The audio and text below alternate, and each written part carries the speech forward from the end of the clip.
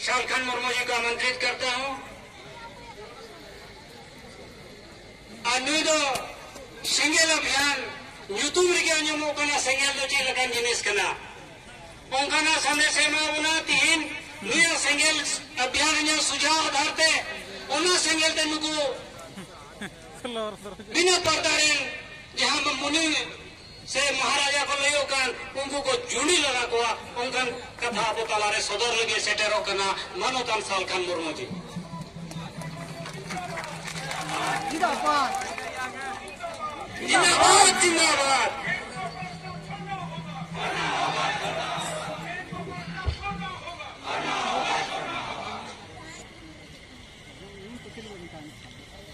सलाम हम इसी को जोहार।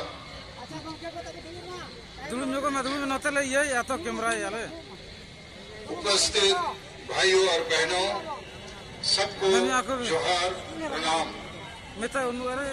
हम लोग आदिवासी में और खासकर संतालन भाषा भाषी लोग जब भी कोई पूजा पाठ शुरू करते हैं तो हिरल मारांग गुरु इस सब का उच्चारण करते हैं, अर्थात ये हमारा सबसे बड़ा ईश्वर है।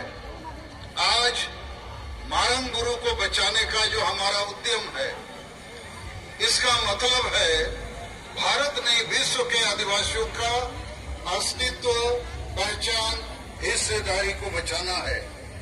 मगर जिस प्रकार जैन वालों ने, जैन धर्मावलंबियों ने हमारे पारसनाथ पहाड़, हमारे ईश्वर को एक प्रकार से हड़प लिया है और उसके खिलाफ पूरे देश में उन्होंने आंदोलन किया और भारत देश की सरकार और राज्य सरकार पर उन्होंने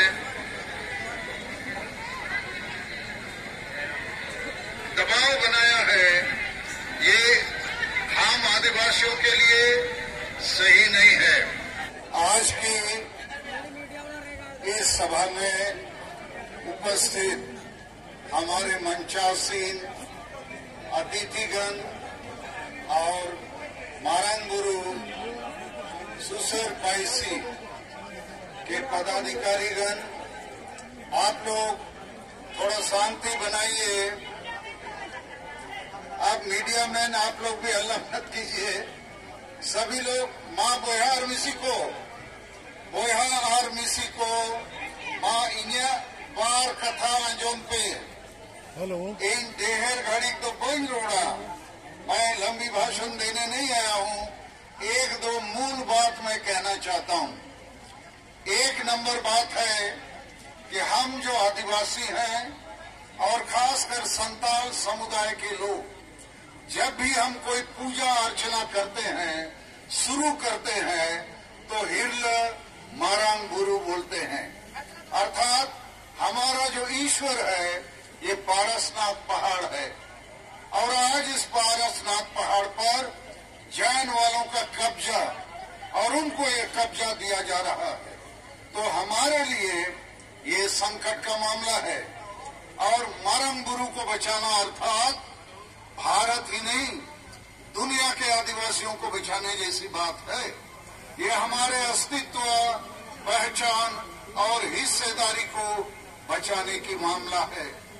मगर जब भी हम इसको बचाने की बात करेंगे तो हमें हमारे दोस्त और दुश्मन की पहचान करनी होगी, क्योंकि इस समय जो तथ्य सामने आया है, भारत सरकार और राज्य सरकार खुद पारसनाथ पहाड़ जो हमारा ईश्वर है, इसको इन्होंने बिना आदिवासियों के साथ सलाह मशूरा किए, बिना हमारी भावना को, हमारे ईश्वर को इज्जत दिए हुए हमसे छीनकर किसी और को देने का काम किया है। तो पारसनाथ पहाड़ ये हमारा मारंग गुरु यदि हिंदू लोगों के लिए राम मंदिर है, मुसलमान के लिए मक्का मदीना है, या ईसाइयों के लिए रोम का पोप है, उसका मंदिर है, तो ये भी हम आदिवासियों के लिए उससे कम नहीं है। और इसलिए हम इसके लिए लड़ेंगे, आखिरी दम तक लड़ेंगे और इसको बचाएंगे, नहीं तो हम आदिवासियों का अस्तित्व मिट सकता है। लेकिन इस मामले पर मैं आयोजकों से और अब तमाम लोगों से कहना चाहूंगा कि कभी कभी हम ऐसी भीड़ जुटा लेते हैं, लेकिन सही नेता, सही नीति और सही रणनीति और सही कार्य योजना या एक्शन प्लान के बावजूद के बगैर हम इस लड़ाई को नहीं जीत सकते हैं, क्योंकि लुगुबुरु हमारे हाथों से छीना जा रहा है। लुगुबुरु में हर साल कई लाख लोग आते हैं, सब पार्टी के नेता आते हैं, लेकिन लुगुबुरु में आज हिंदूकरण हो चुका है।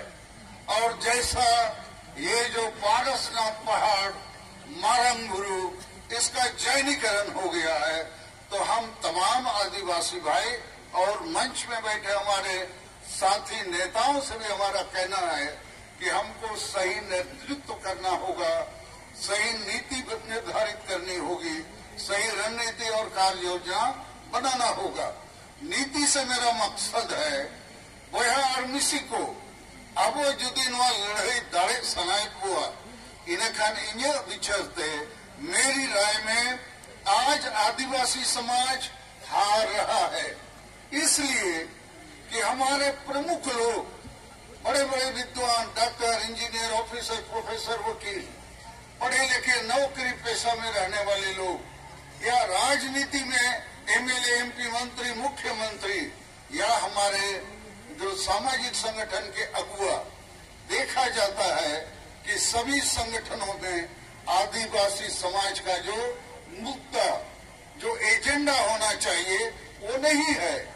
तो आदिवासी समाज का एजेंडा क्या होना चाहिए? भाषा, जाति, धर्म, इज्जत, आबादी, रोजगार, चासपास, प्रकृति और पर्यावरण को बचाना। उसी के तहत ये जो संविधान में आदिवासियों को अधिकार दिए गए हैं, इसको बचाना। मैं जो देखता हूं, जो अनुभव करता हूं, विभिन्न पार्टियों में हमारे बड़े बड़े नेता हैं, हम ही मंत्री, मुख्यमंत्री हैं, लेकिन आदिवासी का एजेंडा नहीं रखते हैं। और इसलिए चुनाव आते हैं, कोई ना कोई पार्टी जीतता है, लेकिन आदिवासी समाज हारता है, क्योंकि हमारे बीच में ये एजेंडा के रूप में भाषा, जाति, धर्म आदि नहीं रहता है। दूसरी बात, हम बृहद एकता की परिकल्पना नहीं रखते हैं। छोटे छोटे संगठन अपने अपने बीच में लड़ते हैं, अपने अपने कोशिश करते हैं, लेकिन हमको बड़ी कोई चीज हासिल करनी होगी तो बड़ी एकता का परिकल्पना और प्रैक्टिस भी हमको करना होगा। तीसरी बात कि आदिवासी समाज में आज तक, गांव समाज में नशापन, अंधविश्वास, डायन प्रथा, ईर्ष्या, द्वेष, आदिवासी महिला विरोधी मानसिकता और वोट को हड़िया, दारू, चखना में बेचना, इन परिस्थितियों में आदिवासी गांव समाज में कभी एकजुट नहीं हो सकता है। और यदि एकजुट नहीं होगा तो बड़ी लड़ाइयां, जो जल जंगल जमीन या मारंगुरु बचाना, लुगुबुरु बचाना, ये नहीं कर सकता है। ये जैन वाले लोग राष्ट्रीय स्तर पर इस आंदोलन को खड़ा किए और भारत सरकार और राज्य सरकार को इन्होंने दबाव में डाला और आखिर दोनों दबाव में पड़े खड़े और लिख के दे दिया कि पारसनाथ पहाड़ जैन वालों का है। अरे इस पहाड़ में आदिवासियों का प्रथम हक है, अभी भी हक है। जैसे आप लोगों ने सुना कि रिकॉर्ड ऑफ राइट्स में प्रीवी काउंसिल में आदिवासियों के पक्ष में फैसला हुआ है। तो मेरा सुझाव भारत सरकार, राज्य सरकार को यही है, आप अविलंब बातचीत शुरू कीजिए और सच्चे आदिवासी जो प्रतिनिधि हैं, ये जो यहाँ सिकंदर हेम्ब्रोम है, नुनको टुडू है, बुधन हेम्ब्रोम है, ये बैसी के सभापति, उपाध्यक्ष और सचिव हैं, इनसे आप बात कीजिए और फैसला लीजिए। हम पारसनाथ पहाड़ के फर्स्ट पार्टी हैं, हमारा प्रथम अधिकार है आप हमको क्यों निगलेक्ट करना चाहते हैं? ये हमारे साथ हमारे धर्म का, न्याय का, अधिकार के खिलाफ फैसला है। तो हमारा सुझाव है, इस टेंशन को यदि आप समाधान करना चाहते हैं शांतिपूर्ण तरीके से, तो आदिवासियों को आगे रखिए। और इस मामले पर मैं दुख के साथ कहना चाहूंगा, ये जो हेमंत सोरेन साहब की सरकार है, ये संतान हैं, आदिवासी हैं, इनको तो कम से कम मारंग गुरु, पारसनाथ पहाड़, जुग जाहिर के बारे में जानकारी होनी चाहिए। और यहाँ जो वक्ताओं ने कहा कि स्थानीय जेवीएम का एमएलए इस आंदोलन को तोड़ना चाहता है, बदनाम करना चाहता है, मुझे लगता है ये अच्छी बात नहीं है। और मैं आप आदिवासी भाइयों से भी कहना चाहता हूँ, ये मामला ये गिरिडीह जिला का नहीं है, ये मामला राष्ट्रीय और अंतर्राष्ट्रीय है, पूरे भारत और दुनिया के आदिवासियों का मामला है। इसलिए हम लोगों को इस आंदोलन को अंतर्राष्ट्रीय फलक तक ले जाने की कोशिश करनी चाहिए। अब मैं एक दो बात आदिवासी सगेल अभियान का कहना चाहता हूँ। झारखंड और अन्य अनेक राज्यों में भारत के भीतर हमें जो संवैधानिक अधिकार मिलनी चाहिए, आज तक नहीं मिला। उदाहरण के लिए हमारा पूरे भारत देश में हम आदिवासियों के साथ संविधान कानून होने के बावजूद न्याय नहीं मिला। और इसलिए राष्ट्रीय फलक पर आदिवासी सगेल अभियान ने 1 जनवरी दुमका से राष्ट्रीय आदिवासी विद्रोह या क्रांति का बिगुल फूंका है।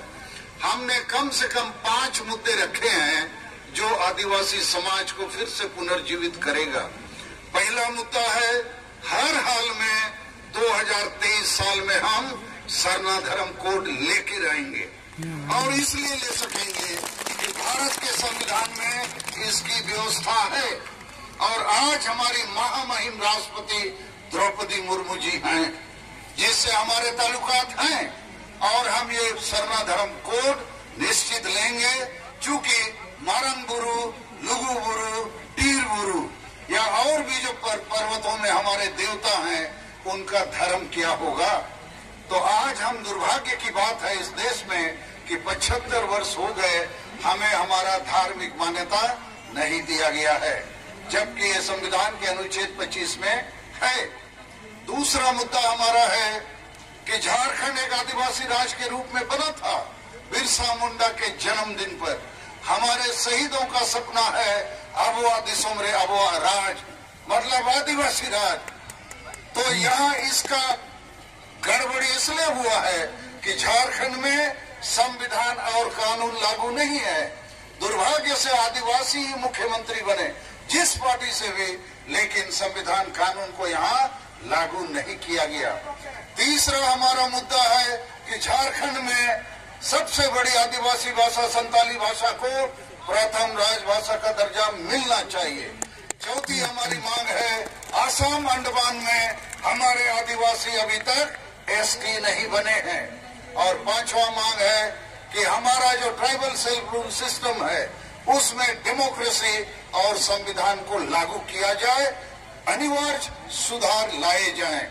और मारंग गुरु के लिए हम लोगों ने फैसला किया है कि 17 जनवरी को 5 राज्य के 50 जिले मुख्यालय में हम बड़ा धरना प्रदर्शन करेंगे और राष्ट्रपति को ज्ञापन देंगे। और 20 जनवरी को 5 प्रदेश के सभी जिले मुख्यालयों में मसाइल जुलूस हम निकालेंगे कि मारंग गुरु और जो आदिवासियों के दूसरे अहम मुद्दे हैं उसके लिए भारत सरकार ध्यान दे। और मैं यहाँ आयोजकों से आग्रह करूंगा कि इतने लोग हम आ गए, बहुत नेता आ गए, ऐसा ही लुगु गुरु में हर साल लोग आते हैं जाते हैं, फिर 1 साल बाद आते हैं और इस बीच में कोई एक्शन प्लान नहीं है। तो आज यहाँ पर आप लोग जो नेतृत्व का जिम्मा लिए हैं, आप बताइए व्हाट इज नेक्स्ट। मैं इन्हीं शब्दों के साथ अपनी बातों को समाप्त करता हूँ। सबको धन्यवाद देता हूँ।